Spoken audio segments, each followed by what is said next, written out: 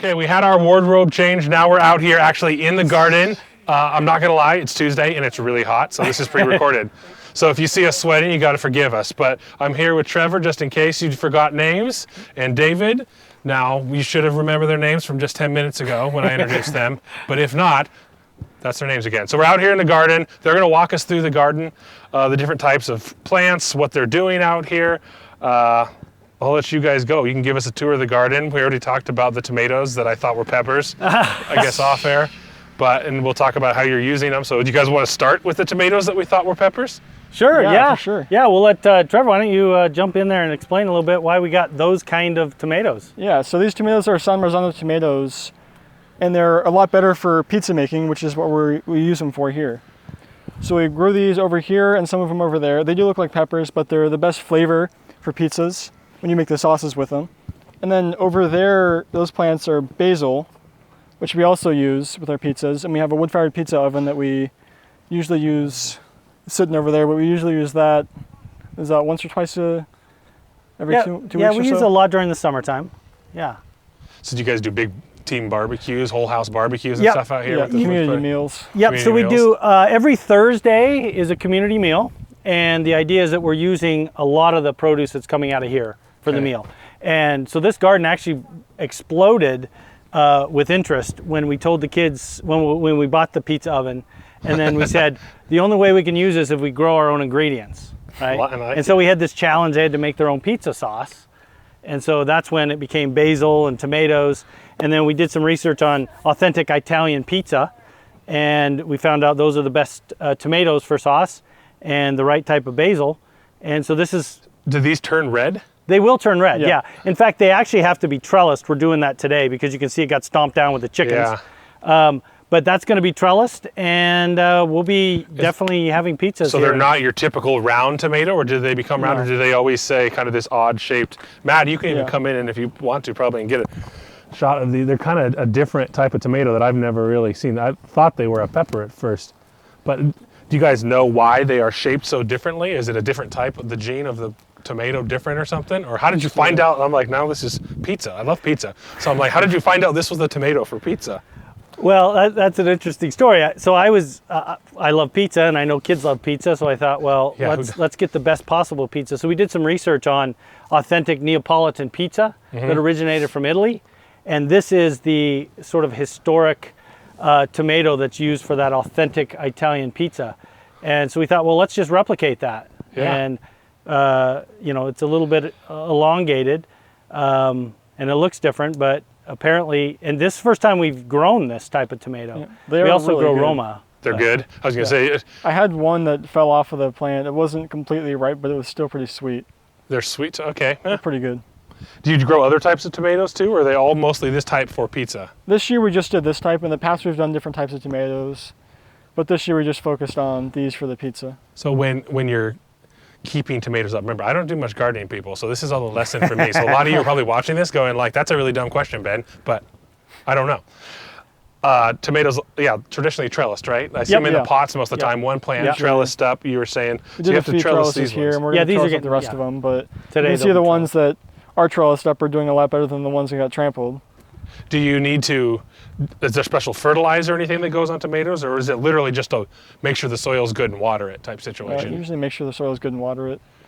Yeah. Our soil's been really good because we've just been using lots of compost and organic matter, chopping and dropping different methods. So we've been keeping our soil really good. Okay. Sandy, you were saying fertile out here for the most part? Yeah, so we have a sandy loam soil. It drains rather quickly. It's good for a lot of the heat-loving plants we notice grow pretty well. So tomatoes, peppers, melons, squash, pumpkin. We've had a lot of success over the years with those. But it is a no-spray zone, so we don't actually spray pesticides. We don't use fertilizer. It's all a system in which these sunflowers, as an example, are growing there because we can harvest the seeds for protein, but then we can cut that, and that is almost a green manure.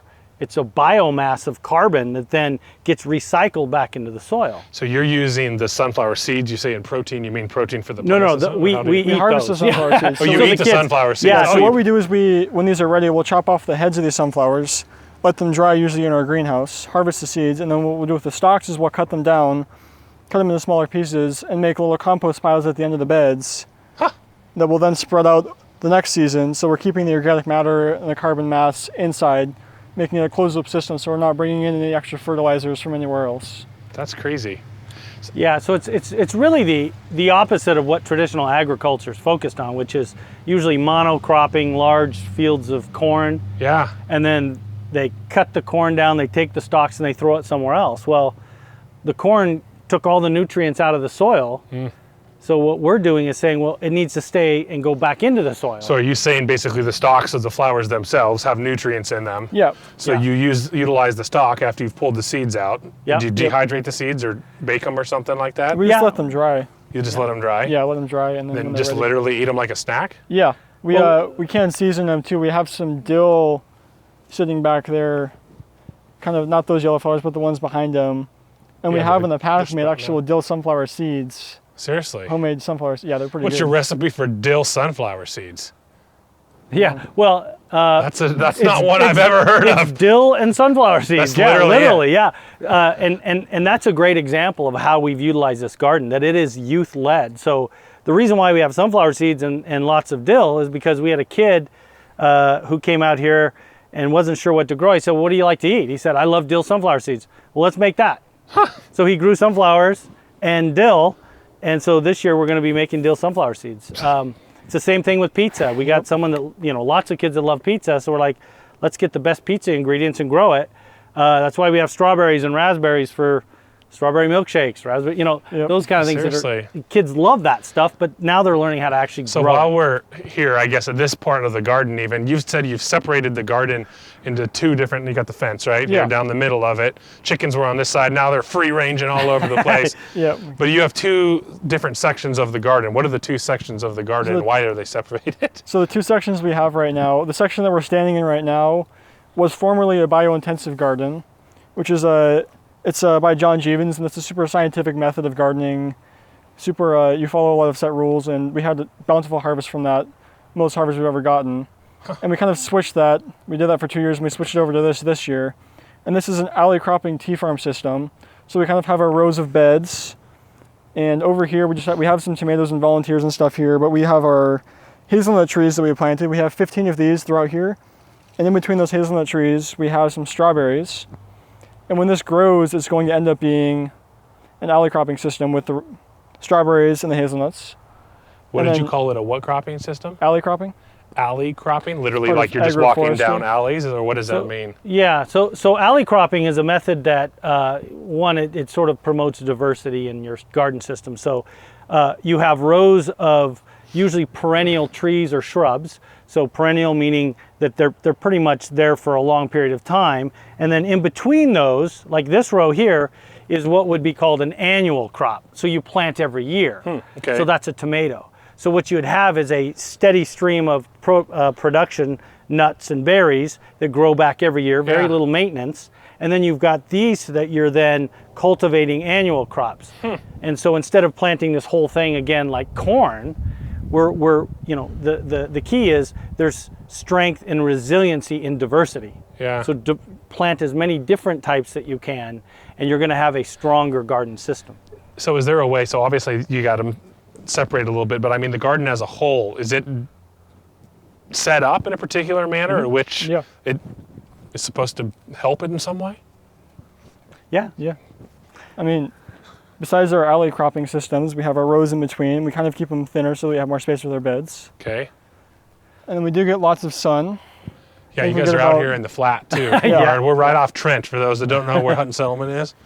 What did you say we get, David? Like 10, 11 hours of sun? What's that? Yeah, most of the day this is under sun. And of course we in terms of design, if we look at this particular these sections here, if we were over here, you'd see that these are actually alleys. You can't really see it from this angle. But what Kinda we see have 'em running here down. is this is all, these are all herbs that are used for our youth tea program. So our kids are making herbal teas. They're drying them, and we have a tea room in the ad building tea? there. Yeah. Most of us in Hutton here do. Yeah. Do you like tea? Well, that's pretty cool when you can make your own tea. Oh, yeah, it's- so they're probably in there now drinking right now some tea. But so all of these things are really, this is eventually going to be what's called a food forest, which is about a 7-layer system where you have very tall trees. So we have chestnut trees over there that'll eventually be very tall. And then the next layer is like your orchard trees, your hazelnuts, your apples, your pears, your peaches that we have here. And then you've got the next layer of shrub, which is usually your raspberries or other type of berries. And you just keep going lower and lower to your ground cover, like your strawberries and your mushrooms. And so what you have is a food forest that doesn't require a lot of maintenance, and it's all sort of working in the symbiotic relationship. Yeah, well, not a lot of space probably too, right? Because you're utilizing it, just like you said, in almost a ladder Yeah. form. We're using as much of the space as we can, putting in as little work as we can. Yeah. And then we do have our chickens and ducks that roam through part of that system as well, where they're fertilizing. They're picking through everything, getting all the weed seeds. Our chickens get some of the smaller insects and the weed seeds, and our ducks get some of those bigger insects like the beetles and the slugs. Yeah. And then they're all fertilizing everything, and they're providing us with eggs. So they're giving us 3 different purposes. All we got to do is keep them happy and feed them. So it's a self-sustaining garden type thing. Huh? It's just, Yep. you know, And it's important for our kids to know that, like how things are interconnected, what's sort of hidden in plain sight. And what's beautiful about this garden is kids now they know that everything serves a function. yeah. Even the hornet that we're running from. Right? Yeah, seriously. That's eating aphids and some of these other pests And that actually pollinating some destroy our plants even. crop. What's that? And even pollinating certain plants. Some of the plants. Yeah. And so now kids aren't out here killing spiders. They're not killing wasps. They'll keep a healthy distance, but the idea is everything serves a function and has value, including each one of us. And for our kids, that's an important message. Yeah. And to actually experience that when they're out here in the garden. That's a pretty cool message to be able to share. Yeah. What I know I grew up on Green Bluff, and we never sprayed the fruit trees on but there was a whopping 2 of them. Yeah. And you always ended up with worms and stuff like Yep. that, right? So you always ended up with bugs, it seems like, on fruit trees. And if you guys are pesticide free, what are you using on fruit trees to keep pesticides and worms and stuff out of them? So far, we've just been using diversity. So planting a lot of different plants around the trees, so any pests, we're not monocropping orchards or anything like that. We have different plants surrounding them, so the pests might get confused and they might not like what's around those trees. One example, we'll see if we walk over there, we did garlic around our new fruit trees that we planted. Okay. And most insects don't like garlic, they're going to go away from it. So if there's a ring of garlic around the tree in the fruit tree guild, which is just planting flowers and garlic and different things around the fruit tree to kind of have a symbiotic relationship. So how do you know what has a symbiotic relationship? I mean, how do you know that, I guess other than just garlic smells funny, they might not like that. How do you know that garlic is what you should plant under a fruit tree? Research. So, Okay. we're connected with WSU Extension. So we have people we can connect with. Trevor's starting an Oregon State University horticulture program, Nice. Yep. his bachelor's of science, and so he'll continue to learn more and more about that. Yeah. But we do a lot of reading and research. We want to make sure, and a lot of times it's experimental too. Yeah. Like what works, what doesn't. But yeah, garlic is one that certainly repels certain types of pests. But there's really 2 different approaches we could use here. We could say, hey, let's find all the things we don't like and kill them. Yeah. Or let's strengthen the resiliency of the tree. Yeah. Make sure it's getting the right nutrients so it's stronger, so it can repel any sort of infection or bacteria or virus. So instead of coming in here and trying to wipe out as many life forms that are not good, we actually look at how do we strengthen this bush so it can actually survive a little bit better, and then give them things around it that will actually support it. And in some cases, say for example an aphid, if aphids are going to get some of our bushes here, we'll plant something that draws in bugs that might eat aphids. So ladybugs. Well, let's get a plant that ladybugs love. Yeah. And let's plant it around there. And so now what we're doing... Ladybugs eat aphids? Ladybugs eat aphids. They love aphids. So now what we're doing is we're sort of letting nature sort of work itself out in balance. Yeah. And most of the diseases that you'll see on plants are usually due to a lack of balance. It's Okay. usually an imbalance. And while we're doing that, most of the flowers and herbs that we're bringing in also attract pollinators, which you can never have too many of. So that's going to promote the health of every single plant in here. So let's keep walking down here while we're moving. There's a chicken digging a hole behind me. I don't Yeah. know if I want to get attacked by a chicken today. They won't attack you. It's the roosters, right, that attack? Yeah. The little grumpy ones. Sometimes. So what is this? lavender? Yep. So we got lavender. We've got sage. What do you do with lavender? I mean, I have that in my yard, but I'm usually just for decorate. Oh, tea? Lavender tea. You can Okay, use tea, that's but right. the kids have also made essential oils with lavender. Really? Yeah. Yep. Wow, what? Now I'm intrigued, right? This is all stuff that you don't traditionally think of. Like, 'cause when you think of gardening, right, it's like, yeah, we planted carrots and lettuce and Yeah. whatever vegetable else, garden. right? Yeah, it's a vegetable garden. Yeah. I mean, you're talking about things that people could make. How do you make essential oil out of lavender? So we actually have an herb specialist here on site that works with the kids, and I cannot tell you the specifics of how that works. All I know is they have a copper still, Yeah. and you somehow sort of draw those oils, Extract and them. you steep them, and you extract the oils out of the plants. I do know And that it takes a lot of the plant to make a little bit of the oil. So the stalk itself, too, of the plant and everything? I'm not Yeah, sure. okay. Yeah. We need to try some of this tea and oil later. Yeah. Right. Yeah, for sure. Yeah. And then sage, certainly for tea and for culinary. What are these?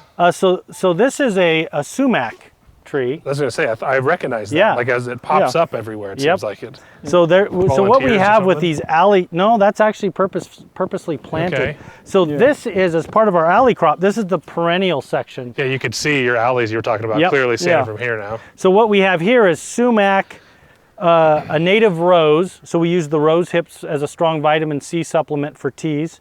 Seriously. And so we've got sumac, rose, sumac, rose, sumac. In this row, and that row, and the row over there. And so eventually these are all going to grow taller. So when I say it's going to be a food forest, it will It's going be. to be, yeah, there's going to be trees all over with different shrubs at different levels of height, Yeah. with the rose still being present here so we can still access everything. What's the sumac tree do?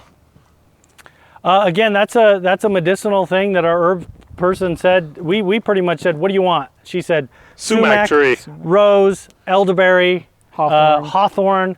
So that's what we All planted. for teas All for Yep. teas, yeah. and oils. Yeah. Teas and oil. We're Yeah. going to have to get that person down here, teach us how to make some oils and teas, huh? Yeah, right? Eventually, we're hoping to Here's your dill. possibly even Dead sell dill. some of these teas at a market. Seriously. Yeah. Can people come now and try tea here when it's not a non-COVID environment, obviously? In a non-COVID environment, that's what we're working towards. Yeah. We're working And then towards tea time? we're working towards tea time. We're also working towards with the pizza stuff having people who are friends and family or organizations that we're partners with to say, hey, come out. We're going to serve you guys for just being part of this Hutton Oh, mission. very cool. So, I like that. Yeah. Well, and they get all from the garden, which is even Yep. cooler. I Right? So know, do you guys right? make your own dough for the pizza too? that is actually on the horizon We've to thought about start that, yeah. growing. Yeah. Yeah, A lot because of I mean, the, you're out here fields all over. I mean, you Yep. got to be able to Yeah. get some wheat and Well, grain. even in some of these beds, what we could do during the winter time, we want to still keep our soil active. It benefits the soil. So a lot of that time, we can do some winter wheat and things like that. Yeah. Winter wheat and rye and In barley. here? In here. What, in these- hand harvest winter wheat? Yeah. Yeah, we could. Seriously? Yeah. And then we would grind that and try it out.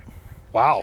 So you guys really are going. How much yeah. of the food, Experimental. actually at this point, I know it's still up and coming, like this, is like, but how much of this is actually used? I'm going to assume all of this is used in there. Yeah. In the, I'm Yeah. pointing to the homes. Right. Yep. But how much, I mean, what is the hope to be 100% sustainable off the ground, the land out here? As much as we can get.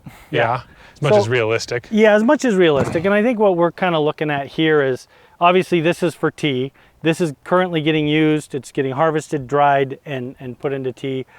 Very popular section over here with apples, lots of raspberries, blackberries, gooseberries. Currants, Currants. berries. So Let's what actually happens go on is that side too, if we can. yeah. So what happens is when we harvest over there, very little comes out because the kids are just eating all the stuff in there, which is great, right? Yeah. Well, It's like have created- at it, have fun in there. We've created an abundance back there with all of our different trees and berries and shrubs. Seriously. And then we've got apples, so we actually have a cider press. So we usually have a fun little cider festival, and we get the October, apples, yeah. and we make cider, and we all kind of sit around and enjoy the bounty. A little pizza, a little cider. Sounds like a nice Friday Right, evening. that's Oh, right. Can we get through to it to that side? Yeah, there's Yeah. a I was gate thinking right this will over here. probably be right. This seems more the stuff that people will normally garden, Yeah. other than dill, because I do like making homemade dill pickles, but, which are delicious. But I mean, raspberries, apple trees, rhubarb in the back. It looks Yeah. like those types of things. All the types of things, right, that most people, if they're having a vegetable garden like Yeah. we're talking about, have. So how do you guys? Let's walk over there. Well, in the vegetable garden, so as Trevor mentioned, this was a bio-intensive farm here, and it was the most abundant we've seen in years. Bio-intensive meaning. So bio-intensive is a closed loop system that uses methods that include double digging, so you're digging down about 2 feet deep, Okay. loosening the soil for water and air. It's almost like a sponge. Yep, like a sponge. It holds more nutrients, has better root systems, holds the water more. Can people create that in their own garden? Yeah, I'm anybody assuming can do it. too? Yeah. Okay. It's a super easy process of doing it. All you do is dig a row. You take that first row initially, you put it in buckets and stuff and use it for your compost system. Okay. And then you take a pitchfork, you loosen the soil below, you take the soil in that hole in front of it and you move that back so that you end up with So it's 1.5 literally to 2 feet circulating. of circulating the soil, and it's all fluffed up at the very end. So you might even have extra depending on how compacted your soil was. So if I was to grab a pitchfork, not in these beds because we haven't prepared them that way, but when we did have it, you could drop the pitchfork and it would just sink almost, it'd sink 2 feet Almost down deep. to it. Yeah, almost Oh, down to really? it. Yeah. So it's just this sort of spongy, It's almost fluffy. Yeah, which very allows the fluffy. roots to really dig down. We also then do close knit planting.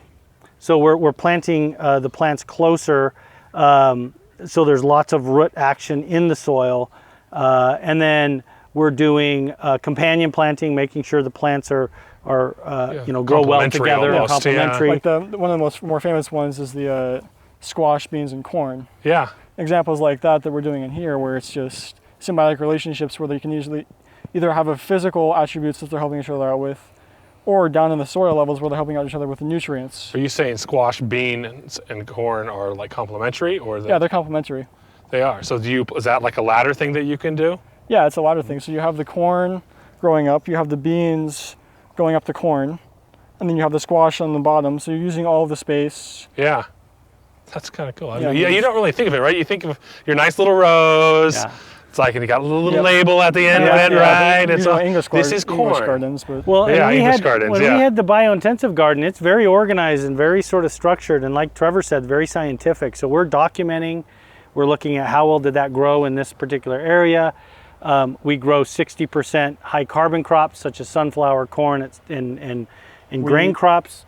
30% are high calorie crops, so potatoes, Okay. leeks, things like that. And you're still growing those things here? That's what that new garden has been set up for. Got it. So, So that'll this- be the vegetable garden. Yeah, so Yeah, that's this gonna be worked a- so well, we decided let's make it right there behind all the cottages, so the kitchen, the people making dinner just walk Yeah. right across the road and there it is. Start picking the potatoes. exactly. Start harvesting, using for dinner. Farm That's to fork. pretty sweet. Yeah. Well, and then you Meals could, prepare. there was something out here that was, the garlic. I was like, little Yeah. potatoes, thin Oh, potato, yeah. put a little garlic on Yeah. there.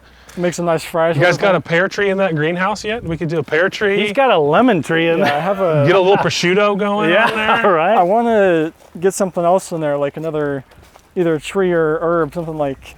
Try and experiment with something else, because that's what the lemon tree originally was. Yeah. Oh, we got ducks and chickens. Look out. Oh yeah. Don't trip over a duck, Matt. Oh, they'll run away. They'll run away. You can hear them. Can you hear them going? I don't know. So let's walk back then to where the raspberries, if we can, and all that Oh, stuff sure. are. Yeah, You can- let's I'd like to know how it is into that the like, forest we go. maybe we could show people what it is that's planted around these that would be complementary that helps keep the bugs away. It's like Yeah. you were talking about, at least. That's a lot of dill. That is actually fennel. Fennel? Yeah. So you might smell it right now. It's kind of like a licoricey kind of plant. Okay. We did some chopping and dropping this morning, which Oh, I is just see. Yeah, you cut some down there. yeah. So a chopping dropping is one of the methods we use in this food forest. Chopping what- and dropping. Yeah, chop and drop. So you literally take a plant and then you chop it at the base level, you drop it down. This is all going to decay eventually Yeah. and get back into the soil. So it's again using that closed loop system, and it's minimal work because we're not pulling things and we're not throwing them out of the garden. The only time we throw things out of the garden is if they're an invasive species or if Okay. they're weed seeds, Like this. Yeah, that guy. Like that guy. like that guy. Yeah. Get out of here. We don't like you. Yeah, but all of this stuff, this green stuff we just did this morning, Because it's all nutrient rich. it's very Stuff. nutrient rich. Yeah. And so that acts as your fertilizer back into the ground when Yep. it decays. and weed suppression and whatnot. As and I then, say, And then the chickens pick through everything, and the ducks There's pick your through lavender everything. again. so Find this all the is seeds. Yeah, and this is an example of actually utilizing, drawing in beneficial pollinators. So we planted lavender and yarrow Okay. together that we can use, right? These are medicinal plants next to an apple tree that will hopefully draw in some insects that will actually be part of our integrated pest management system. So we got chickens, ducks, insects, various things that are hopefully coming to the rescue at times Yeah. when something's under attack. What I like about how you guys have done this is it seems like most people's gardens, like I was saying, you think of it as that English garden that you were Yep. mentioning, right? So linear, but it's like it's just all kind of mashed Yeah. together. Yeah. I mean, that's the best way to do it. I know, it's like, and you don't really have to worry. So you Yeah. just mash it all together, and you don't have to worry about weeds. Just cut it and drop it on the ground. And that's my type of gardening. It's very intentional because we want our kids to get back into the wild, right? Yeah. They already have enough order and compliance in life, and it's Yeah. like come out here and just forage. Well, and screen time, I'm sure at this point Yeah, too. screen time. Oh, So yeah. just forage, explore. I mean, this is seriously. We had kids out here about a week ago, just faces red, full of raspberries in these bushes. I can see some of them back there still. There's some They missed them. raspberries. The ones Yeah, that those are shaded. blackberries now. Those Those are are blackberries. blackberries? Yeah. So what are these plants behind Matt here then? So these are part of our fruit forest still, but these are. Because I'm like, they don't look like raspberries. Yeah. No. So there's a lot of different varieties here, but these two right here are white currants. White currants? White currants, yeah. Huh. So I have some of them right here actually. You can kind of see these. They Oh, wow. These ones aren't the best Tiny little specimens, things. but they're kind of tiny. Most currants are. And these are what I like about these is they're translucent, so you can It's a actually berry. see the seed through it. So it's like a grape almost, right? Or you peel off a grape, but you can see No, the you seed actually inside. you can see the seed job. You can eat the seeds with this. Huh. Doesn't really hurt you. And Are those what good. do you do with those? They're so small. Yeah, I mean, Usually you they're harvest bigger. Yeah, them. right now Oh. we've harvested a lot of that. So, yeah, currants can be used for Any fruit kind of smoothies, jams, or smoothies, salads. Oh, seriously? Syrups. Sprinkle them on top of a salad? Yeah. Okay, something new. And you I don't didn't even know. know those existed. Yeah, so we got Yeah. different types of currants. We have gooseberries, Yep. Gooseberries are so they get pretty big. these two right here, and those are pretty big. There's But actually a lot of these have been harvested. here's one left over. Looks Those are like a pretty little big. grape. Yeah. You can try them if you want. Looks like a little grape. Pretty good. Tastes like a grape, kind of. Sometimes, yeah. And then A little sweet. these like that. two back here. Gooseberry. These two back here, most people haven't heard of. It's called a Jostaberry. It's a tri-breed cross between an American gooseberry, European gooseberry, and a black currant. So they're pretty like they kind of have an odd like oval shape to them when they're dark purple when they're ripe, and they're pretty good too. You can use them in jams, syrups. Again, same thing you can use most berries in. Cool. So you can see that this one of the principles of permaculture, which is a word that is a kind of combination of permanent agriculture, is one of the principles is multiple functions, stacking functions, they say. So this is an example of not only does this provide a food source for us, it also provides shelter for our chickens when the red-tailed hawk comes swooping by, Or owls, Right. and- yeah. or owls or whatever it is. Yeah. So it's Predator bird. not just food source, it's a shelter. Yep, and it's also another principle in permaculture is using value diversity, which we do all over our garden. Yeah. We were talking about earlier. What? but- I see a couple of sprinkler setups. How often are you guys watering? So over here we usually water in the heat. Right now we're watering a little bit more Yeah. because obviously everything's getting dry. But I guess it depends on the heat. This doesn't need as much water as, let's say, a vegetable garden would or an herb garden because most of these are established. Yeah. And does it have to do anything with like a woody stalk or something versus the soft, agile stalk and leaves? Yeah, so right now we're still in the process of, we've done drip irrigation, we've done above ground watering, and we're trying to, and we've even done hand watering when we had the biointensive piece. So we're still dialing in the right way to water so we can also be wise in our water resource use. So we're not just wasting water. Water No, efficient. smart. But That's cool. Yeah. there's an abundance. Oh, here we go, we got some. So look at the size of that guy. I'm in the sun now. Jeez. Oh, those are like marionberries. Maybe. Those are huge. Yep. They're Yep. enormous. Want one? Yes. You can see Gotta go. you can see one of the rabbits back there. What's that? Yeah, Oh yeah. How did he get out? it might be Jasper. I don't know. Are the rabbits just running around? No, they're not supposed to. They're supposed to be in the pen over there. We rescued those rabbits, so they're sort of pets. They're over What's there. this guy doing over I there? was gonna say that's total coyote food. I got you. Oh, it's Jasper. It's Jasper. Oh, it's the bunny. He will put a hurting on the garden. Yeah, he'll do some damage. Now that's a pest we don't. He'll He's girdle our just trees. going to town. Yeah, He'll girdle he's the fruit actually trees. He's a very good. he's one of the he's the runt in there, so he actually spends more. Sometimes he was sitting with the chickens and ducks to get us kind of bullied, but Aw, He escaped, little he sneaky. did. Little It's sneaky. going in the video because bunnies. Because it's a Yeah, bunny. it's Yeah, the who doesn't bunny want ones. bunnies? Not that we want him Meet in Jasper, the the garden. bunny. Jasper looks vicious. He's going after those trees. Then you he got does have some prunes. claws. I've seen Yeah. Python. I We got, I've plums. seen Monty Python.